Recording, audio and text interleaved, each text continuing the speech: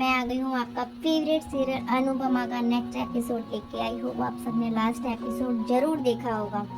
तो फटाफट कमेंट में बताइएगा कि कैसा लगा आपको लास्ट एपिसोड।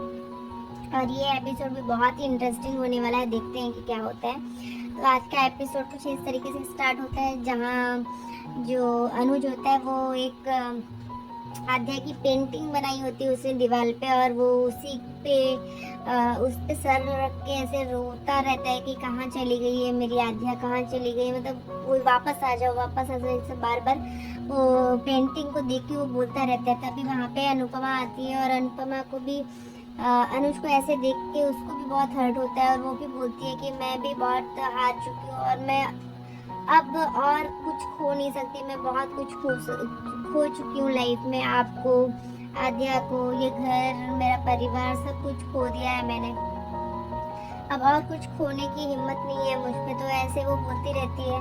तो वो अनु से बोलती है कि मुझे आपके साथ की ज़रूरत है, आपकी ज़रूरत है अनुज, आप प्लीज़ अच्छे हो जाइए, आप ठीक हो जाइए। लेकिन कहीं ना कहीं फिर अनुज है थोड़ा वो इमोशनल होके उसको टच करने ही जाता है, तब तक उसके अंदर वो गुस्सा आ जाता है कि इसकी वजह से ही मेरी आद्या जो है वो मुझसे दूर चली गई है।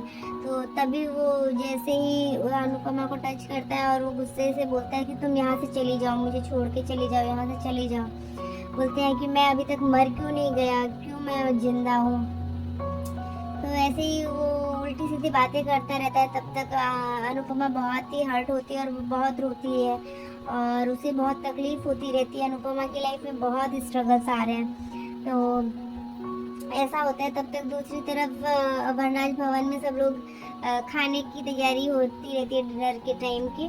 तो सब लोग मीनू का वेट करते हैं, और जो दादी होती है वो बोलती है कि बात जो होती है उनकी, वो बोलती है कि आज सब लोग यहीं पे डिनर करेंगे, कोई भी अपने कमरे में डिनर लेके नहीं जाएगा। तो सब लोग वहाँ पे बैठ के डिनर करते रहते हैं। तब तक वहाँ पे मीनू को आवाज़ लगाई जाती है और मीनू आती है डिनर के लिए।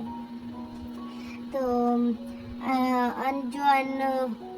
वनराज होता है वो मीनू से कहता है कि मीनू, यहाँ पे सब लोग को मतलब किसी को अगर थोड़ी छूट दे दो तो वो लोग अपनी औकात भूल जाते हैं, ऐसी सब उल्टी सीधी बातें सागर के अगेंस्ट बोलता रहता है। तब मीनू सागर की साइड लेके बोलती है कि जरूरी नहीं है मामू जो गरीब और गरीब हैं वो गलत ही हो हमेशा।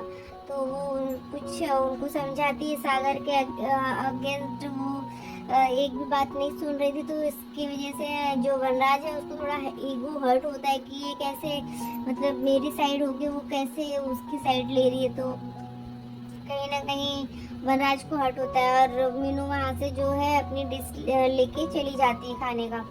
फिर तभी जो वनराज होता है वो पुलिस को कॉल किया रहता है, पुलिस आ जाती है वहाँ पे, और फिर वो सागर के अगेंस्ट कंप्लेंट लिखवा देता है उनसे। और दूसरी तरफ जो आशा भवन है वहाँ पे सब लोग सागर के मरहम पट्टी लगाते रहते हैं और उसे हल्दी वाला दूध देते हैं वहाँ पे बाला और नंदिता सब लोग जो रहते हैं।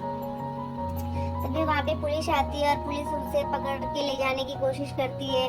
अनुपमा वहाँ पे आ जाती है। तब अनुपमा उसे डिफेंड करती है कि सागर ने कुछ भी गलत नहीं किया है, पर जो पुलिस है वो कुछ भी सुनने को तैयार नहीं था, क्योंकि जो वनराज होता है वो उनको सीसीटीवी फुटेज दे देता है कि ये ऐसा ऐसा इसने किया है।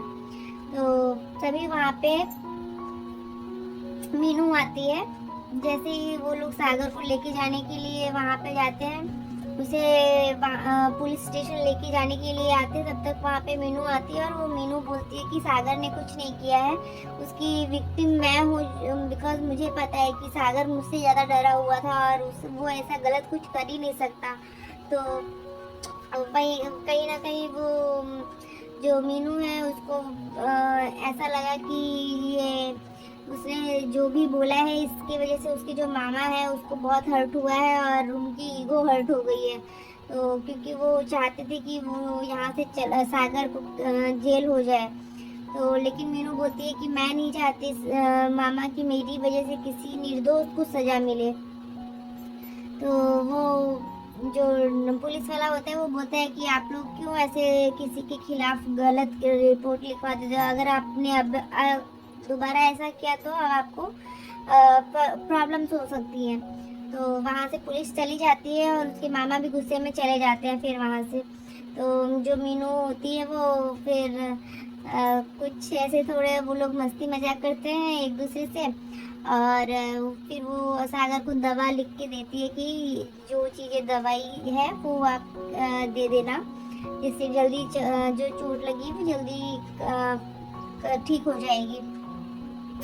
तो वो बोलता है कि आपने सबको ये दवाई तो बहुत खिलाई होगी, लेकिन कभी केक बना के तो खिलाओ। तो सागर मीनू को केक बनाने के लिए बोलता है, तो वो बोलती है ठीक है मैं बना दूंगी कभी।